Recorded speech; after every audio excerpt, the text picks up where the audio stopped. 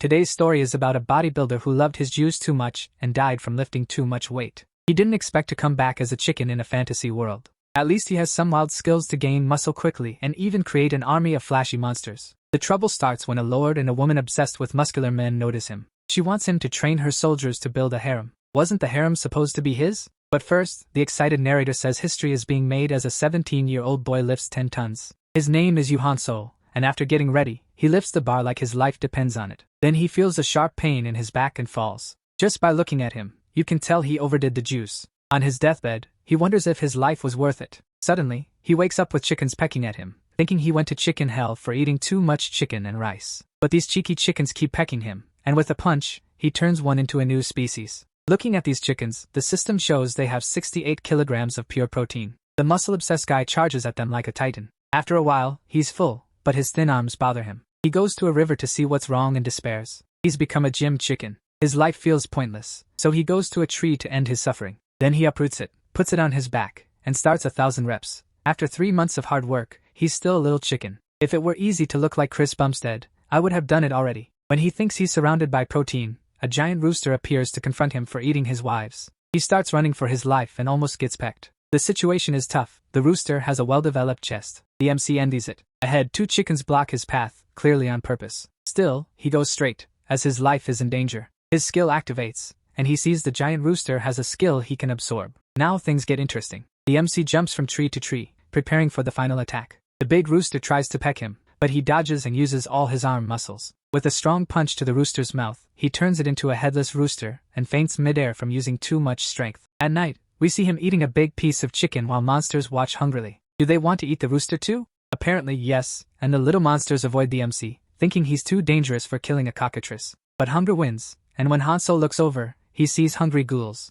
Could one evolve into Kaneki? Anyway, the MC shares the food, and the little monsters say they're weak and can only live in mines, eating leftovers. The MC sees they're so weak that a strong wind could blow them away. The ghouls ask for help, but the boy isn't listening. Realizing he doesn't care, they start to leave, but Hanso tells them to take the meat. When he sees their poor lifting technique, he orders them to stop. The ghouls almost die again, as lifting too much weight with bad posture is asking for back problems. The MC realizes they don't even know what a deadlift is. Watching the little monsters leave, he recalls his teacher saying you only really learn when you teach others. So, he picks up the chicken piece and offers to help them carry it, but only the next morning. When he reaches the ghouls' village, he meets their chubby leader. As the leader talks, Hanso notices how unfit and overweight he is. When asked about his skill, he doesn't get what it means. This angers the ghoul leader, who calls the ghouls that brought Hanso there. Grabbing a hammer, he says he wanted a strong monster, but they lied that this human killed the cockatrice. The leader even uses his power to make the hammer heavier, but Hanso blocks the blow and asks what he's doing. The leader gets even angrier and prepares another attack, but Hanso blocks it, and the hammer breaks. It's time for Hanso to teach him a lesson, right? So, he grabs the leader's neck and asks if he knows the big 3. The leader doesn't understand and thinks Hanso wants to hit him 3 times. Hanso explains they are the main exercises: bench press, squat, and deadlift. The total of these exercises is called a person's big 3. Still holding the leader's neck, Hanso realizes they don't get it, and suggests a contest to see who can lift more weight. Whoever wins becomes the boss. The leader, with a sore neck, tells Hanso to keep his promise, while Hanso reminds him to keep good posture to avoid back pain. The leader plans to win by using his power to make the bar lighter, lifting 200 kilos easily. Hanso tells him to use more glutes next time and shows everyone how it's done. The deadlift uses the whole body and shows strength. People think it's all back, but the real power is from the lower body. Hanso stretches well, especially his hips, to avoid getting hurt. To start the deadlift, you stand with feet under the bar, shoulder width apart, open your chest, keep your spine straight, and use your back, lower back, abs, and glutes to lift the bar close to your body. As he lifts, the leader makes the bar 4 times heavier, forcing Hanso to use all his strength to lift it.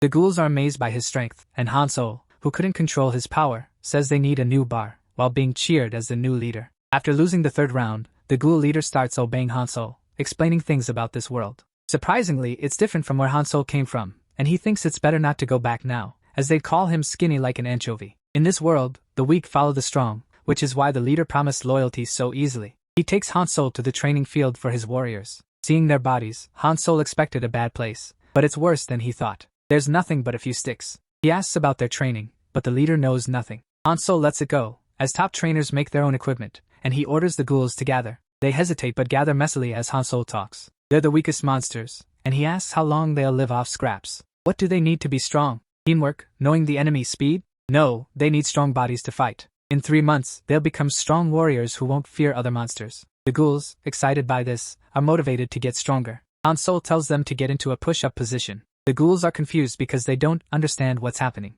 Hanso shows them how to do a push-up, but they all get it wrong since it's their first time. With determination, he declares the warm-up will be 100 push-ups, and the ghouls start exercising. After 3 hours, they're exhausted and can't move their arms, while Hanso keeps going strong, having done over 20,000 push-ups. The Ghoul Lord uses his power to make the stone on his back heavier, and tells Hanso that no one can continue. He says after 100 more push-ups, they can have lunch, leaving the ghouls, who have already done 700, feeling hopeless. Those who can't continue say they liked it better when the Ghoul Lord was in charge and decide to quit, saying they've done enough. Hearing the complaints, Hanso orders everyone to stand up. The ghouls think it's over and are happy, but Hanso surprises them by shouting. He tells them that this attitude is why they're the weakest and asks if they're okay with that, living in a tough area where only the strong survive, unable to protect their loved ones. Disappointed, Hanso tells those with this mindset to leave because he doesn't want to train them. Those who stay will gain big muscles and strength to protect their loved ones. Who's the best trainer? The one who knows everything about the body? They might be good, but they don't get the best results. The best trainers inspire even when their students don't want to train. The ghouls, who are unmotivated, start doing push-ups again as Hanso encourages them. Even though they're suffering and crying, they don't quit, hoping to get stronger. 3 months later, lizard men walk through the forest to the ghouls' village, planning to attack and take over. They start the attack, thinking it will be easy. Meanwhile, Hanso and the Ghoul Lord watch the lizard men arrive. Hanso tells the bench press team to open their chests, breathe in, tighten their abs, and squeeze their butts. The lizard men are hit with big stones that crush them. Some ask what's going on, and Hanso says the ghouls, once the weakest, aren't weak anymore, showing their bodies have changed a lot in 3 months. With the stone attack, the lizard men's leader realizes they'll be wiped out unless he beats the chief. Even sensing strong power from the Ghoul Lord, he thinks the Ghoul Lord can't win. He tears his clothes and challenges the Ghoul Lord to a fight. He asks Hanso what to do. Hanso remembers raising a rare iguana called a sea crocodile with a bite force of over 7,700 psi, like 2 tons, but it couldn't hurt his trained muscles. Angry at the bite, he wonders what to do if an animal doesn't listen, scaring the crocodile. He remembers what to do and quickly jumps on the lizard man, who is still trying to fight the Ghoul Lord. Hanso grabs him and throws him to the ground hard. The impact makes blood come out of his mouth. After throwing him down, Hanso gives a threatening look and asks if they were trying to scare him. The lizard man screams for Hanso to let him go. Hanso remembers hearing that he should show animals he's stronger, so he keeps saying he's stronger, looking intensely at the lizard man. The lizard man asks to be let go but is scared of Hanso's look, giving up the fight. Happy that what he learned from books worked, everyone celebrates beating the lizard men. Near the alien mine, in the Wordo Duchy, a king greets young warriors, saying it's an honor to have them in the country, using his shiny sword to honor them. He tells them to look into the missing giant rooster, and the warriors agree. After they leave, the king wonders if it was wise to give such a big task to kids, but his knight reassures him, saying they're geniuses despite being young. Leaper is great with a sword, beating foes with skill, and Hendard uses his great strength to handle anything. Together, only a dragon could stop them. The king, impressed, asks about the third member. She explains he's not as skilled but joined because they're childhood friends. In the forest, they spot a goblin aiming an arrow at them. Leaper vanishes and reappears behind the goblin, who even when killed, shoots the arrow at them. It flies past Blog's eyes, who warns of hobgoblins among the goblins. Leaper argues with Hendard for not protecting Blog. He feels envious, as they all started training together, but he's the weakest. He'd do anything to get stronger. Meanwhile, in Ghoul Village, the lizard men complain about the tough training. Hanso tells them they must continue, climbing their legs to make them train again. After training, the lizard men leave, and Hanso calmly says they can return if they want. The lizard men are unsure, while the ghouls proudly tell them to come back. The lizard men, not used to this, leave with neutral faces, but the ghouls stand firm. The protagonist was shocked when he first saw the strong ghouls. Deload means resting muscles to let them heal and grow, avoiding injuries from too much strain. When the ghouls reached the 9th training week, they felt tired, so the protagonist thought of giving them a break. But the next day, they woke up bigger and stronger. Using his Hawkeye skill, now level 2, he saw their name change to BODYBUILDER, showing their body fat percentage. Hanso invites them to hunt for food, but the ghouls want to hunt alone today. He thinks they might skip training, but they want to hunt their own food, saying this while flexing. The protagonist agrees, giving him more training time, but here's the Lord Ghoul wonder if they could win. Hanso asks who they'd beat, making the Lord defensive. He thought they might beat the protagonist, but he insists he never lose in a deadlift, patting the Lord's shoulder. Meanwhile, in the forest, the ghouls walk until one twists his ankle. He falls, hurt. His joints aren't strong enough for his body. He wishes for someone with strong joints like his teachers to inspire them. He tells him to get up and keep going. Elsewhere in the forest, Blog trains alone with a sword. His friends are upset they didn't hunt because he's weak. He trains while they sleep, trying to catch up, but Leaper shows up to help him. He asks if he woke him, but Leaper says he wants his friend to succeed, so he ignores his secret night training, while gently touching his face. He keeps pinching his face, looking into his eyes, blushing slightly, when Hendred interrupts, leaning against the tree watching them. Blog tries to explain, but Leaper interrupts, scolding Hendred for not protecting Blog earlier. Hendred says it's late, and they should sleep because Blog needs to rest at the right time for his skin to heal and become softer. They keep arguing while Blog is confused, wondering why they care about his sleep schedule. Leaper explains it's because they are friends. Blog sees lizard men coming and warns his friends, who get ready to fight. He takes a defensive stance as they attack, but the lizard men's leader tells them to keep running and ignore the humans. They are escaping from a horde of chickens. Meanwhile, the chickens are running from a horde of ghouls looking for food. Hanso didn't notice, but the food chain has changed a lot. Before this, Hanso was hiding with the ghouls watching the chickens, and he asks if they really want to hunt them since their muscles are better. The scared ghoul says they are definitely pumped up, making Hanso angry, wondering where he learned that. A chicken gets stuck between two trees and breaks them to reach a worm. Seeing this, a ghoul tries to do the same with two trees, but nothing happens. He says he'll try again after a short rest, but the protagonist tells him to rest longer. He tries again, following Hansel's advice, but the trees still don't move. Even the protagonist finds it odd since his muscles were trained with different exercises. Watching the chickens, he sees they are lined up, using a lot of force together. This makes the protagonist realize they can't succeed because they got used to the same exercises, and their bodies stopped improving.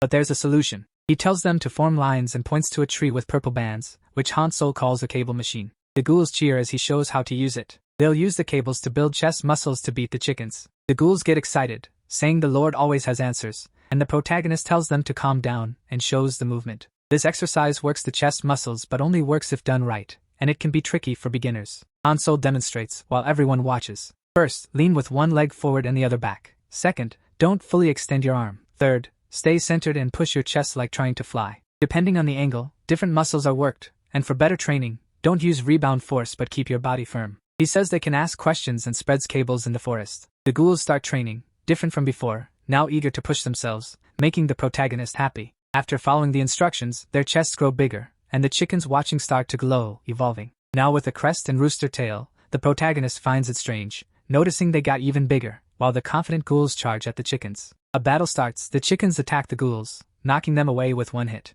The chickens got too excited and turned into roosters. To stop them, they need to calm them down. Meanwhile, in the ghoul village, the ghoul lord is alone, stretching happily because he's free. He likes Hanso but doesn't enjoy his food, so he decides to make fried chicken. First, he gathers the ingredients and cuts the chicken skin into thin strips. Then, he mixes everything to create a special powder, adds it to the food, and fries the chicken in oil. Meanwhile, in the forest, the ghouls are losing to the chickens. They wonder why they can't win despite their training, and some feel hopeless. Hanso explains that the chickens have trained their whole lives, but there's still a way to beat them. As they walk, Hanso asks if they're tired. They pretend not to be, but Hanso knows they are and reminds them that being a bit stronger doesn't mean they're not weak. In his old land, he used to squat 500 kilograms. The ghoul realizes strength comes from his legs, and using them, he charges at a chicken but gets knocked back. They forgot they used all their leg strength to get there. The chickens see Hanso alone and attack him together. With a simple hand move, the chickens' lives flash by, and soon they're cooking in a pot. Hanso encourages them to try again tomorrow, celebrating gaining muscle. The next day, Hanso talks about how far they are from surpassing him and sends them to hunt chickens, warning them to be careful. The ghouls ask if he's joining,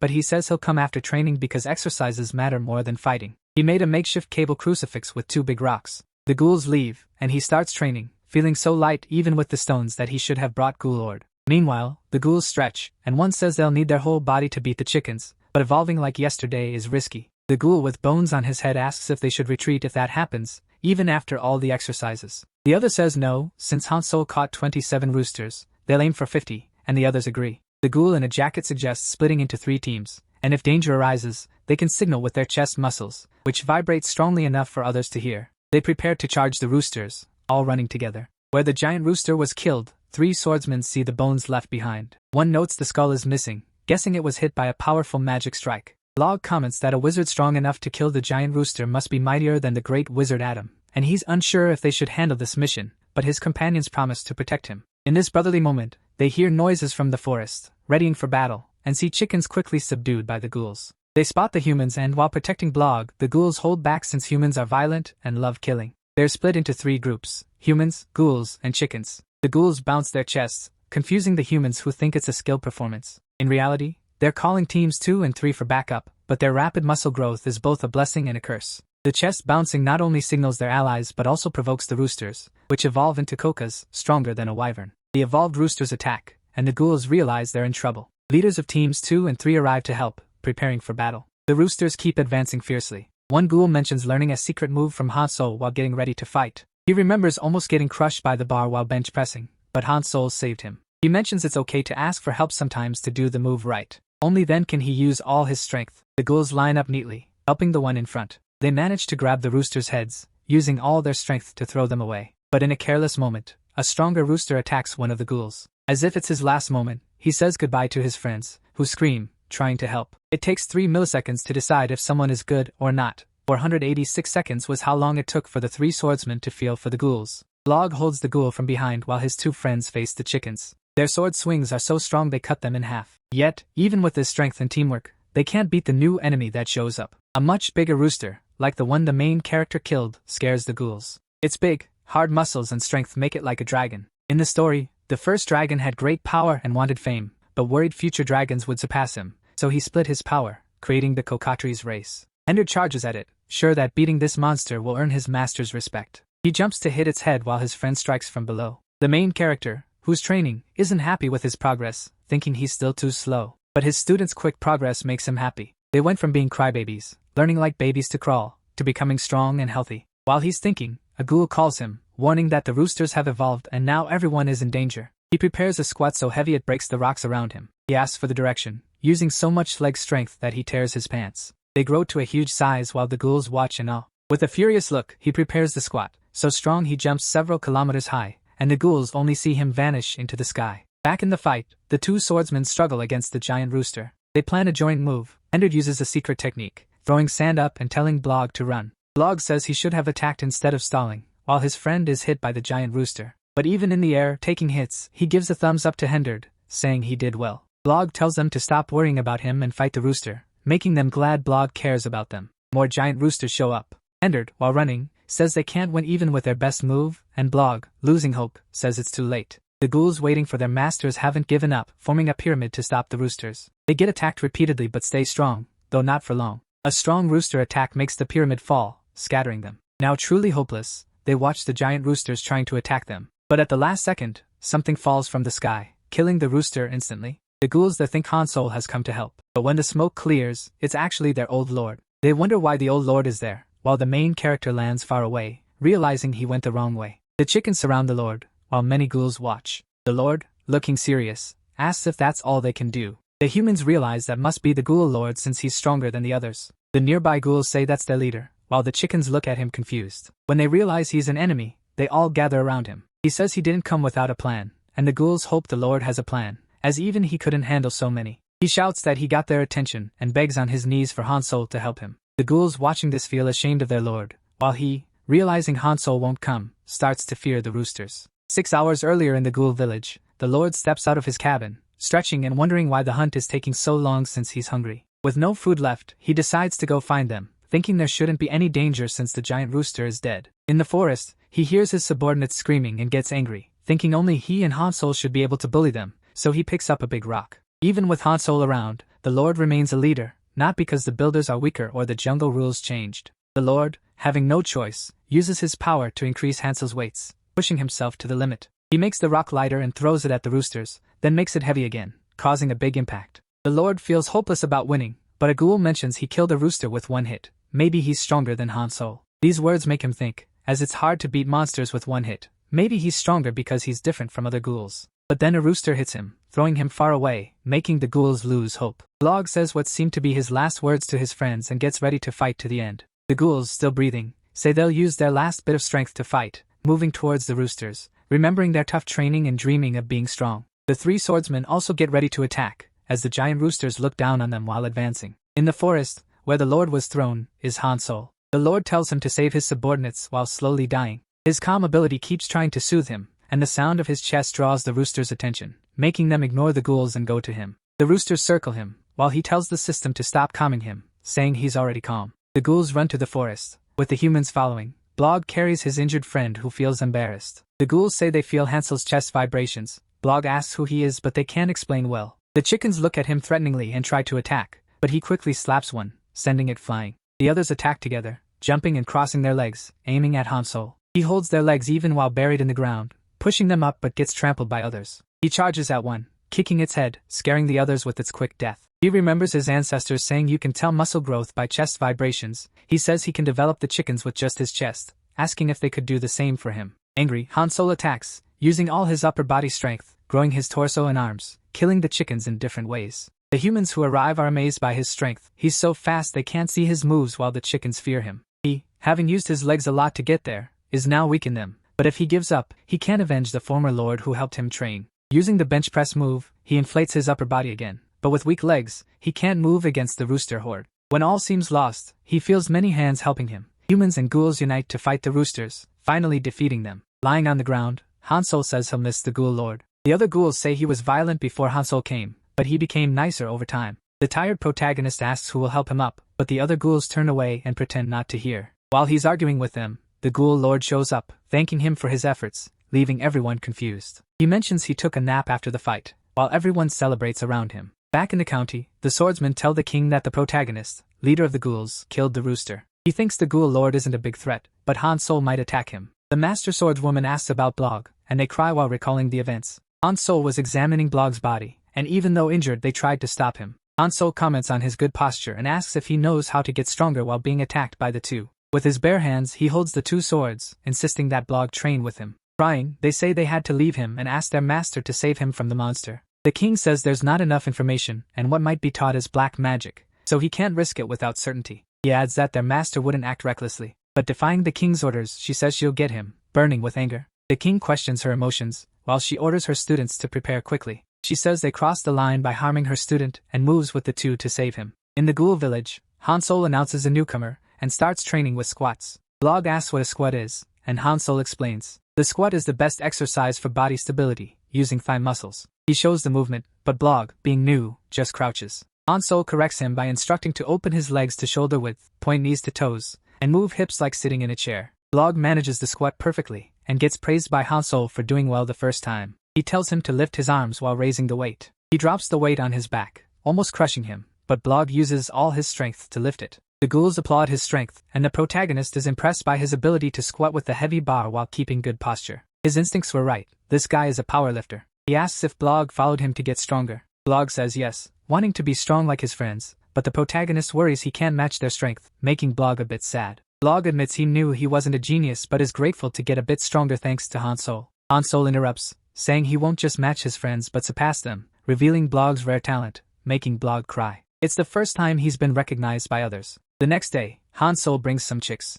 He says it's okay to hunt them, but they risk wiping out the species. To prevent this, they'll care for and breed them. The Lord mentions they grow fast, and few monsters can defeat them. For now, they're weak as babies, but when they grow, they'll be hard to beat. Hanso asks if he can beat them, feeling unsure, but says they might succeed if they try. Hanso warns not to underestimate his species since they're strong now. In the training field, they return to squats. Since the weight is light for him, he does single-leg squats to make it harder. Meanwhile, Blog prepares like a powerlifter, using chalk while the Lord increases his weights. He asks if Blog is ready, and Blog confidently says yes. The Lord doubles the weight, making Blog use all his strength, even causing a bit of blood from his forehead. The protagonist watches as the ghouls struggle with squats. During training, someone uses an ability that flies toward the protagonist, causing a strong impact and explosion, throwing everyone and slightly injuring them. The sword master approaches the ghoul lord, asking if he took her student, but he clarifies there's a mix-up since he's not in charge. The sword master insists he should have just said yes or no and swings her sword at him. The hit is so strong it causes an explosion,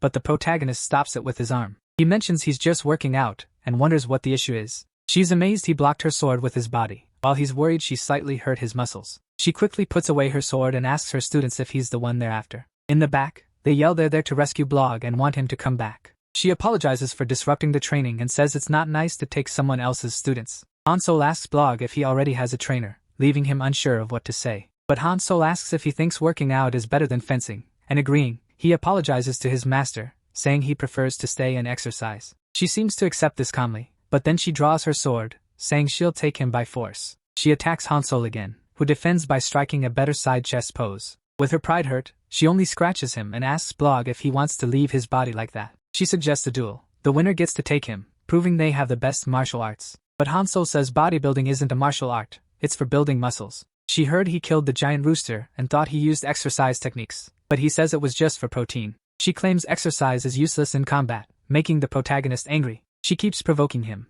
asking why train the body if you can't fight, and calls him trash. Hearing this, he can't hold his anger and changes form, saying he'll show what exercises are for. A ghoul watching wonders who will win, while another warns to look at their size. However, Blog says they can't judge by looks since his master is one of the 10 strongest on the continent. Hanso uses his ability to see the woman's physical stats, wondering how she hurt him with so little muscle. She calls him a half-demon, questioning his training, and says her fencing can slice enemies. She attacks him repeatedly. Even Hanso is impressed by her power. She keeps pressuring him with attacks, and even in his new form, Hanso can't do much. She pauses and comments that even though he looks human, she still calls him a half-demon. Hanso, impatient, tries to hit her, but she dodges and counterattacks. She says the mana in his body is red, and the redder it is, the closer you are to becoming a demon. As she attacks, she claims no technique can change the human body. Her attack is so strong it creates a crater, but Hanso dodges. She says humans use strength and mana to fight while lightning comes from her body. She activates an ability, creating many swords around Hanso,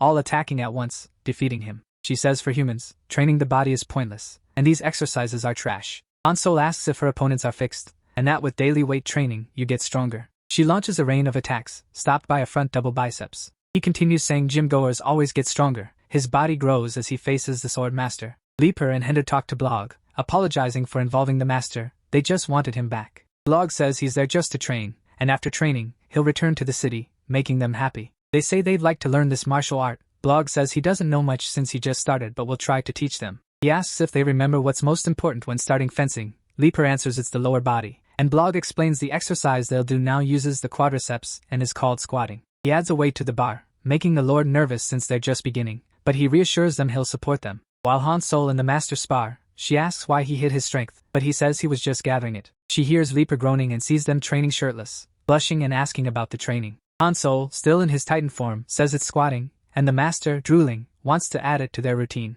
Hanso exits the Titan form and asks what she saw in the training. She mentions seeing sticky passion and the happiness of sweaty men, calling her a pervert. They hold hands, united by exercise. As she leaves on horseback, Hanso notices her strong forearm muscles. He asks about her exercise routine, and she says she only swings a sword. She asks if it's okay to share her training method without getting anything in return, but he says the more people know about exercise, the better, mentioning bodybuilding, Pilates, CrossFit, and rehab. He hopes exercise culture spreads worldwide. She finds him amusing and offers help if he needs it. At night, Blog talks to Hanso, mentioning discrimination where he lives, especially against non-humans and magic, favoring humans and swordsmen. He's worried about the ghouls, and Hanso agrees it's a problem. However, the real issue is the horse's food. He eats it, recognizing it as oats, shocked that horses eat such a carb source. He keeps eating, scaring the horses. Soldiers find it gross, calling him uncivilized, saying monsters have low standards. But they're surprised when Lord Ghouls offers his food, which smells great, and they taste it, loving the flavor. The Lord offers to teach the recipe if they stop insulting monsters. Meanwhile, Hanso talks to Ryan, the sword master, about the favor she mentioned, showing oats in his hands, wanting to get these crops. Ryan heard from Blog that he likes agriculture, and asks if it's for horses. He says it's for them to eat, confusing everyone. She says it's fine but feels bad feeding them animal feed, as they seem important among humans, thinking it's a waste. Hanso looks disgusted, asking what they meant. Ryan agrees, suggesting he asks for clothes, armor, or houses. The ghoul says chicken breasts are enough and questions needing animal feed. This irritates Hanso, who explains that only eating proteins harms the liver, and proper carbs increase strength during training. Oats are best for this, as they digest slowly, keeping them full longer, with low calories and high nutrients. He asks if there's a better favor than oats. The ghouls feel ashamed and excited about gaining strength and muscle. The knights see it as a way to get stronger to beat General Ryan and don't want monsters to outdo them, deciding to try oats. Even the swordsmen try after seeing Blog eat. They all eat the horse feed but spit it out. The oats taste awful. The blonde tells the Blog to stop eating, but the Blog insists it's tasty and has a nice texture, surprising the protagonist with his eating skills. Ryan admits she doesn't fully understand, but since he wants it, she'll make it happen, which excites Hanso while his soldiers and ghouls feel sick. Back at the castle, they signal the general's return as they cross the bridge. The big gate opens, and they walk through the city, with ghouls noticing people's strange looks, while the Blog confirms his earlier statement. This country is full of the most prejudiced people on the continent, and as they walk, people look at them with disgust. The ghouls, feeling the pressure, are told by the protagonist to stand tall, saying people stare because they have beautiful bodies, which calms the ghouls. They start striking poses, showing off as they head to the castle. People even wonder why they enjoy it. At the castle, they talk to the king, who asks if they will leave after teaching about training, and the protagonist nods. He also asks if their reward is cattle feed, but the protagonist says it's oats, annoying the king. He adds that if not for the general, he would have turned them into hedgehogs. The general thanks him, but the king warns them not to cause trouble, and Hanso agrees, offering to teach him after hours. Watching them leave, the king is unhappy. As a prejudiced ruler, he's worried about the general mingling with commoners, but sees a chance to undermine her. He orders the mercenary to be called, planning to use him against her. At the training field, knights are learning fencing. Their session is interrupted by their trainer, who introduces Hanso as a special instructor recommended by General Ryan. The knights are confused by his appearance, questioning why a monster should teach them. Their trainer insists it's the general's order, and disobeying is illegal. Hanso introduces himself, showing his routine, and orders everyone to lie face down. The students, confused, look at the blog, while the protagonist shouts for them to lie down, and the ghouls awkwardly follow. One student refuses, questioning why he should listen to a monster. His instructor repeats it's the general's order, and they must obey as if she said it. But the student refuses, asking if he really agrees. The protagonist gets irritated as the student tries to convince others not to obey. The protagonist stands up, asking what's wrong. The student says he won't follow a monster's order, claiming the exercise is useless for swordsmen, and he doesn't need uncivilized methods, drawing his sword. The Lord tries to resolve it peacefully, stopping the protagonist from getting violent. He suggests if they don't want to obey a monster, they can learn from him. Since they don't know which method is best, they can have a duel between a human and a monster to decide. Losing patience, he says they'll see if it's uncivilized after the training results. The ghouls puff out their chests, ready, making Hanso proud. The opposing man accepts and volunteers for combat. A ghoul approaches, and the man, with a sly look, reveals himself as a top mercenary hired by the king, with advanced sword skills. He attacks the ghoul, but the ghoul stops him with one arm. The blow to his face is so strong it leaves a big bump, worrying the protagonist about his condition. He tells off the ghoul for bragging, while a man lies unconscious, helped by a recruit. The main character tells them that since they lost, they must follow him. The recruits, impressed by his strength, agree, but the mercenary uses a combat skill, glowing blue as he moves to attack the ghoul. Before he can hit, the Lord stops him with his boots ability. The protagonist quickly throws him against the wall, pinning him there with a strong impact. General Ryan arrives and hears her recruits arguing about magic use. The people there dislike magic and look down on the monsters. She asks the instructor to explain. He says there was a fight because some students disobeyed, and though they lost, they claim the monsters used magic. She asks Hanso if it's true, but he denies it. The general confirms no magic was used. Suddenly, the king appears, questioning if she trusts the monsters and whose side she's on. She insists she's on the people's side, but the king questions her actions. The protagonist, confused, thinks the king came to exercise, but the Lord explains the situation. The king says he respects the general, but her guests are causing trouble, and one student got hurt. As punishment, he exiles her from the duchy for 2 years. The general is unhappy, and her look scares the king. Her students protest the exile and ask him to cancel it. The general apologizes to Hanso for not protecting them well, but he easily forgives her, saying things don't always go as planned. She asks the king to keep his promise of letting them stay for 3 months and thinks the preparation is done. She scolds her soldiers for disobeying the king, surprised they have the nerve to talk back. For change, she must leave so new growth can happen. She's curious about how the protagonist will change them and looks forward to seeing them strong when she returns. She probably just wants to see them become muscular. At night, the mercenary leaves the castle with money, thinking about doing more jobs to open a flower shop for his daughter, looking at his family's photo on his watch. But the same photo is at his burning house, with the village on fire as zombie monsters approach. A thin man with blue hair watches from a mountain, laughing at the chaos, saying his hometown is welcoming them nicely, while his companion stays silent. He asks a woman in his group to dance, calling her princess, and they dance to the flames' melody. The next day, at the castle's exit, her students say goodbye to their master. Curious, she asks why Blog is there, and he says there's no training today. He got permission to join her, and Hanso said it's okay. She invites him to go with her, but Blog worries about the king finding out. She reassures him, praising his stronger voice. She jokes about marrying him if he were braver, but he says she must be around 60, and then he runs away with friends stopping her from attacking him. In the forest, a slime is caught by a ghoul. They're hunting slimes because Hanso will teach a new exercise. They meet Blog and the commander, who asks what they're doing. Hanso said he needed the slimes, but when asked why, they suggested she see for herself. She wondered if he hadn't explained their plan, but Blog said ghouls aren't great at explaining. When they arrived, Blog greeted Hanso, who suggested doing lunges while walking.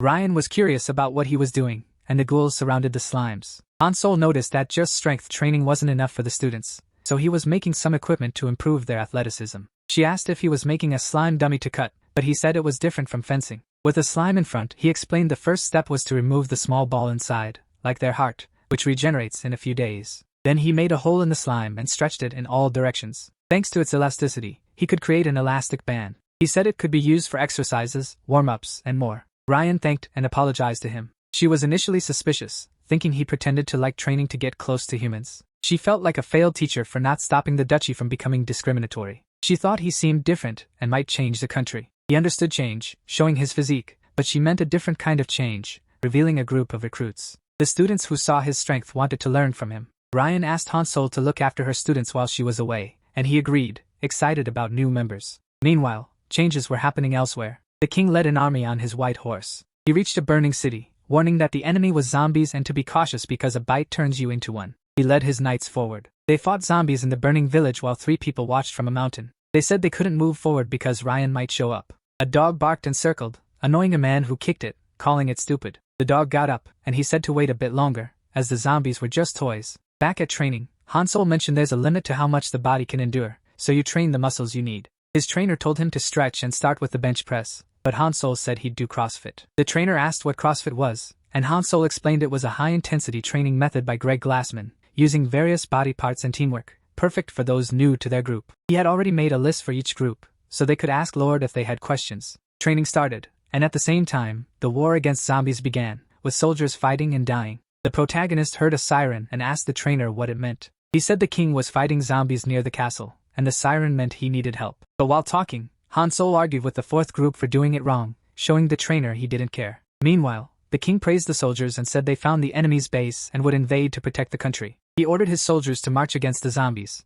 and his general worried about going too deep, but the king insisted, saying the soldiers were doing well. Deeper in the forest, a blue-haired man called his companions to attack the soldiers. He said they misunderstood the war. Spears were better than swords for enhancing abilities. His companions began defeating the opponents, but the king attacked him, and he easily defended himself. The king notices the general hasn't aged, while the general comments on the king's older look. The general wasn't as skilled at staying young, but he experimented with needles. Injecting himself, he transforms into a monster, shocking the king, who wonders if he used humans for experiments. Now monstrous, the abominable grins at the king, who realizes he's lost his mind. The king sees his soldiers losing and knows he must defeat Ben now. He activates his skills and charges at the abominable, aiming to send him back to hell, but the creature punches him away. The king is amazed by the creature's strength and speed but has no time to think as the abominable attacks again. He dodges, realizing a slower move would have killed him, but another quick attack interrupts his thoughts. The king tries to predict the attacks and defends himself, but the power gap is too big, and he's thrown to the ground. The hit is so strong he bounces until he hits a tree. He tries to get up but can't, and fear of the powerful enemy overwhelms him. He thought such strength was impossible, but it's just human progress. Ignorant of anything but sword fighting, he's now a weak old man who can't see the power of progress. The king claims the abominable isn't stronger than General Ryan, so the abominable asks if he knows what average means, pointing to the battlefield. The king sees his army being destroyed, soldiers are thrown, and a demon dog creates tornadoes. It's a massacre by overwhelming power. Even exceptional people aren't average, but the king can't believe his soldiers are losing. The abominable is amazed the king can't see the truth. He plans to finish the king, but someone steps in to protect him. The troop commander tells the king to escape while he holds off the enemy. But the king is already fleeing, shocking the abominable and the commander. The abominable laughs, saying the king only cares about himself. The commander orders a retreat. They've lost and must return home. Everyone should follow the Lord and prepare for the future, as Captain Ivan will handle things. But before he finishes, the abominable crushes him, breaking his sword in dreams, while the cavalry flees. Watching them leave, Frankenstein asks if they should chase, but the pale guy, turning human again, says no need, they know where they're headed. The king might regroup his army, unknowingly helping them. On his horse, the king can't believe what happened. He wonders how to face such monsters. He fears this might be the start of hell. Meanwhile, our hero is making progress, surpassing 152,000 repetitions. The Lord asks for updates, and a soldier named Rumi reports that out of 400 soldiers, 27 are wounded, and 26 can still fight. Remembering there are only 100 soldiers in the castle, including the injured and trainees, he gets mad, wondering how they'll win a war with just 126 soldiers. Rumi suggests calling General Ryan back, but the king says it's too late, and she wouldn't return in time. She then suggests asking the monsters in the castle for help, especially Hanso, who face the general. Since they're eating his food and living on his land, they should follow his orders. The king thinks using monsters to fight monsters is a great idea, solving 2 problems at once. 3 days later, they reach the castle and head to the training field where Hanso is. He tells everyone to stop training and gather, but the protagonist and the ghouls ignore him until Rumi shouts, asking if they heard the order. Since a beautiful woman said it, everyone listens and goes to the king. He asks if the protagonist's name is Hanso, while Hanso thinks he's there for a personal trainer. Actually, the king wants Hanso and his monsters to protect the castle from zombies, since they've been taking advantage of his kindness. The ghouls are confused, and Hanso isn't interested. The king wonders if these monsters understand him and repeats that he's giving them a chance to die with honor, especially Hanso, who will gain citizenship if he follows orders, saying it's a good deal since he can spread exercise. The protagonist orders the ghouls to do a front double biceps, and they show their monstrous bodies. The king wonders what they're doing, and Hanso explains it's called bodybuilding, not exercise, showing the sport's essence. The king, thinking they're joking, orders them to follow his commands, but the protagonist asks what happens if they get hurt or die, as they wouldn't be able to train, and questions if the king would take responsibility for lost muscle. Not understanding, but sensing the demonic aura, the king apologizes sincerely, turns with his horse, and orders everyone to leave. The protagonist turns and says training will resume with the first form, then Rumi suggests trying to convince them again, but the lord didn't expect cooperation and orders General Ox to be called.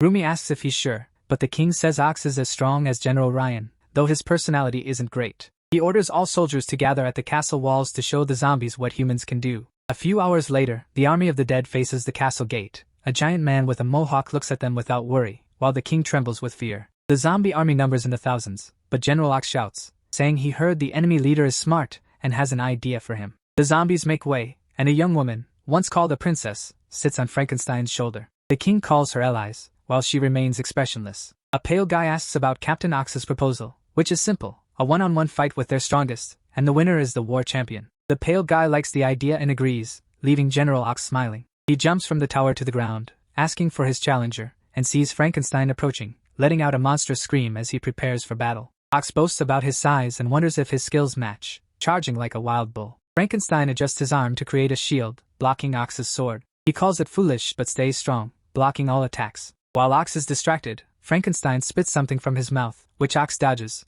realizing it's acid and feeling relieved. Ox questions what Frankenstein's ugly body is made of, as he's never seen such an undead. The zombie senses danger and decides to flee. Ox chases him, determined to end the battle with one of them dead. Suddenly, Frankenstein warns someone, confusing Ox until the king shouts a warning. Ox sees a bone flying at him but destroys it with his sword. Angry, he demands to know who interrupted the battle and charges at the demon dog, but this distraction allows Ben to strike him from behind. With syringes still in the air, Ben laughs at Ox's last words, asking if he knows why he accepted the fight. As Frankenstein throws Ox down, Ben explains Ox was the only threat to his plan and fell into the trap like a naive animal. The Lord and Rumi watch in shock, while Ox, bleeding, begs for mercy. Ben approaches, saying he'll spare him, then Frank grabs Ox and takes him to his master. Suddenly, Ox is thrown to the zombies, who devour him, turning him into one of them. The king is shocked by Ox's fate, but Ben demands the castle surrender, promising mercy. The king refuses to give up his nation to someone inhuman, which Ben expected, saying he never intended to spare him.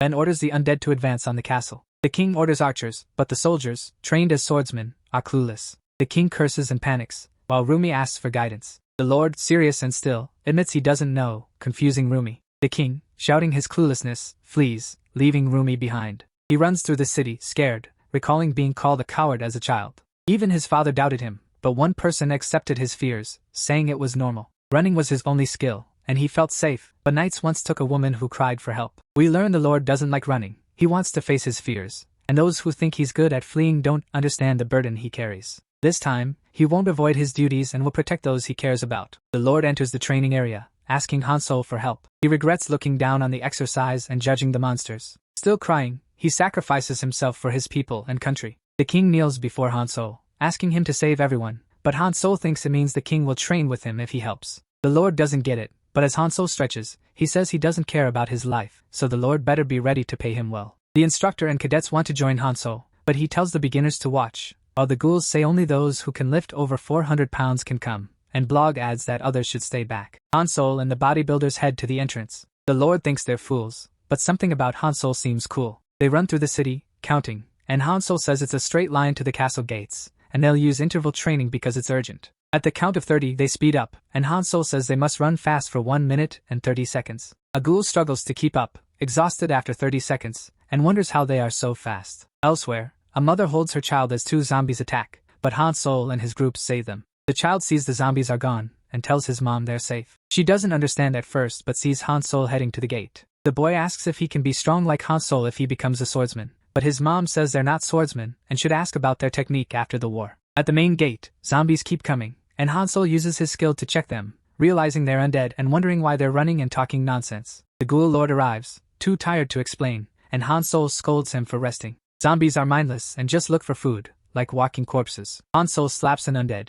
feeling okay about killing them, and the Ghoul Lord asks what he'll do next. Seeing the zombies coming from the entrance, Hanso decides to use them to train his chest, leaving the Ghoul Lord speechless. Hanso asks if something's wrong, and the Ghoul Lord says it's a great plan. Hanso is happy with his new workout, and the big guy asks to lead the teams. He turns to the main gate and gives command to the big guy, who looks worried but orders groups 1 and 2 to spread among villagers and guards, while groups 3 and 4 protect the castle and help soldiers fight zombies. He thinks about sending the 5th group to help Hanso but realizes he doesn't need it, and is impressed by the chest workout idea. Suddenly, someone orders to block the gate. The king warns that even if Hanso blocks them, if any escape into the village, it could be dangerous, so the gate must close immediately. Rumi, on the tower, says the gates are broken and can't close. At that moment, Blog arrives, saying he expected this and brought something with the bodybuilders. The king wonders if this clumsy swordsman is the one with the 2 geniuses, while Rumi is shocked at how they're carrying that, and our hero is glad to see his students using the walking lounge to manage the weight. One ghoul asks Blog to keep going, but he doesn't get what the bald guy means, so the blue one says his legs are dead and can't move. Blog shouts not to stop now, but the ghoul says he knows they care about their bodies, and if they push too hard, they might get hurt. Since he can't go on, he asks them to leave him and continue. Blog tries to warn him that's not the issue, but it's too late, and the weight starts crushing him and the other ghouls. His vision blurs, but suddenly everything is fine, and he realizes he can lift it, seeing Ghoulord using his power to lighten the load. The chubby one yells for the 5th group to protect the kettlebell carriers while he helps get it to the gate. Blog, a strong powerlifter, keeps using all his strength, telling everyone to march with the kettlebell on their backs, as they can do it. While training his chest with the zombie horde, he sees Group 6 approaching with the walking lounge. They stop and place the giant kettlebell on the ground, blocking the entrance while the hero keeps zombies away. Blog, exhausted, looks at the ghoul making a funny face at him. The hero praises them for handling the kettlebell well, congratulating them as they celebrate the mission's success. Ghoulord announces the castle entrance is blocked and tells the kettlebell group to rest, instructing all groups except 1 and 2 to help Hanso push the zombies. The ghouls climb the wall stairs, jumping and landing smoothly. They push the zombies, asking their master if they're doing it right. Hanso says to use more chest muscles, but as he shows them, a zombie jumps at his neck. Rumi warns him not to get bitten, or he'll turn undead too. Sadly, it's too late, and the ghoul starts transforming. He drools and screams, but his friend says they're already undead and can't be infected. Rumi, shocked, sees them joking and asks what they're doing while another ghoul asks if he should pretend to be infected too. Even though the bald ones are undead, the hero isn't, and zombies swarm his neck, but their teeth can't get through his strong muscles. Hanso, annoyed, crushes their heads, asking if they're trying to mess up his muscles. Ben, confused, sees a child and ghouls fighting his troops and wonders why monsters help humans, smiling at the surprise. The pale guy points at the hero, telling them to bite him, so his 2 strongest soldiers charge at him, but the blonde avenges General Ivan by attacking the demon dog, while Guts seeks justice for General Ox by going after Frankenstein. The king climbs the tower, telling Rumi to move, then shouts for Hanso to listen, pointing at the pale guy as the one responsible. The problem is he can't see because of the zombies, so the Lord tells him to go straight and hit the blue-haired guy. With these simple directions, Hanso agrees, asking the ghoul if they'll be okay alone. Seeing his students can manage, he gets ready to pass through the horde, using a reverse pec deck fly to clear a path through the zombies. The Lord can't believe his eyes. He just saw a miracle, but the blue-haired guy isn't happy. He asks the girl what she thinks of the man, but Elise stays quiet, shaking her head, while the pale guy says he didn't want to fight but now has no choice. The abominable walks toward the hero, who also approaches him like the Hulk. The pale guy uses syringes to turn into a monster, while Hanso just stretches to avoid injury. The fight starts, and the abominable charges even though he's not fully transformed. The Hulk-like hero also runs, and they clash in the air in a battle of strength. The abominable asks why a monster is interfering, and Hanso says it's because he's bullying potential gym-goers. And as he forces Ben down, he claims these are his people and finally brings him down. The abominable is already tired, but the hero doesn't let him rest and grabs his neck, making him gasp for air. Ben punches him, yelling to let go, calling him a punk, but when he stops, Hanso asks if that's all he's got, and flexing his abs, he says it's his turn. He starts a mountain climber exercise, launching like a race car, dragging the abominable through the forest, wrecking everything. Elise and the dog see their master in trouble, so he leaves the fight with the blonde, leaving Frankenstein to deal with them. Elise speaks for the first time, sounding robotic. She says she must remove risks, then turns into a robotic spider with many claws. The cyborg and the demonic dog run through the forest to reach their master, but someone unknown follows them, and with a flash, a red-haired woman attacks Elise. The spider asks who she is, and she says she's Rain, General Ryan's aunt. But the spider isn't interested in talking and attacks, telling the dog to save their master while she handles this. The dog runs off, and Rain asks if she can stop a swordswoman, but Elise, with a fierce look, says she can, as this is her chance. Meanwhile, the Ghoul Lord uses his power. The ghouls have made a giant slingshot to launch a huge ball. When signaled, the ball is shot, with an explosive duck inside. The heavy blunt makes the ball weigh less, but when it reaches the right height, the ghoul increases its weight, causing it to explode and rain debris on the zombies. He orders his team to gather more stones and asks if Group 1 has cleared the village of undead. Group 2 is fixing the front gate and stopping zombies from entering, while Groups 3 and 4 are told to stop training and start fighting. Watching from the tower, the king says Hanso is strong, but the ghoul leading the war is incredibly powerful, like watching destruction from above. He recalls his grandfather saying a legendary monster once helped humans, known as the hero of the Fourth War or strategist war dragon. It seems he sees this strategist monster now. Meanwhile, Hanso is dominating the abominable, who tries to escape by transforming his hand into a club to hit Hansel's abs. But it doesn't work, as his hand gets stuck in Hansel's muscles. Suddenly, the demonic wolf arrives, using its power to throw bones at the hero. Bone Aid is a mix of wind magic and necromancy. It's super deadly and can make someone's head explode, but the hero's Bone Aid attack just turned into a simple massage. Seeing he can't win, the demon dog gives up and watches his master get beaten. Even though he's almost fainting, the creature says he'll have to use a painful method he didn't want to use, warning not to regret it since it's the hero's choice. Hanso looks bored because he can't escape, but the creature attacks, grabbing his neck while swelling so much that Hanso can't hold him. The neck muscle gets too thick, and Hanso gets punched in the stomach, sending him flying. The creature jumps around so Hanso can't see him, but Hanso uses his muscles to defend himself. The creature wonders why Hanso isn't hurt, and decides to hit harder. Hanso takes a hit to the back and knows he has to wait for the creature to get tired. It's a battle of endurance, but Hanso didn't know Ben's body was built with juice. The bodybuilder tightens his chest muscles to withstand the attack, and the creature wonders what kind of power this is. Hanso notices his muscles are hard to control and keep changing, but he thinks even he can't do it that fast. He wonders when the creature will get tired. Meanwhile, the swordsmen are losing. The blonde guy, though weak, says he'll win with friendship, but gets punched in the face. Deep Web Guts tries to attack the creature from behind, but it dodges, and he almost hits his friend, stopping just in time. The big guy is about to crush them both, but gets thrown down by the hero, who quickly returns to his fight. Guts decides to join the hero's team. Meanwhile, the bearded guy looks for the redhead, who jokes about him entering a maiden's room, asking if he's interested in doing things. The guy says it's serious because zombies invaded. The redhead stays calm, saying the army can handle it, but laughs when he says Ben brought the zombies. She says it's the best time to laugh, explaining there are two shields in the castle, the hero and her niece, who is handling her opponent. During the Dark Era, elves were persecuted, but a human doctor created meditation and exercise for them, which the redhead uses. Living in the elf forest, she mastered it in 7 years and made her own techniques. The android sees her in the air and says she can't avoid his attack, but she blocks it with her sword. When he attacks again, she stops it with her legs and says he'll never beat her. She defends all attacks and tells the robot to use the spin move, but she doesn't take advice from enemies. The redhead mocks, saying her sword is like a drop in the ocean compared to her ants. The android gets mad and attacks powerfully, but the redhead easily defends and advances using hyperextension. Back to the hero, he thinks the creature must be tired, while the creature wonders why Hanso isn't hurt. The creature feels powerful, saying his strength matches an ancient dragon. The hero says he needs to eat a lot of chicken and rice to reach that level. The creature's arm swells, showing the juice's side effects. Hanso notices this as the creature vomits slime. Hanso wonders if it's a nutritional imbalance when he sees the creature now skinny and weak. The crazy guy is shocked, wondering why he fought such a monster, and says he doesn't want to fight anymore. The hero also says he's not interested, but reminds him he started it, asking if he knows how many people couldn't exercise because of him. The Joker apologizes and begs for his life, wanting to save Elise. In a flashback, we see she's already dead, and he wants revenge. Using the last syringe, he injects it into his neck and starts transforming, determined to finish the hero. He sees the android destroyed, or rather, Elise,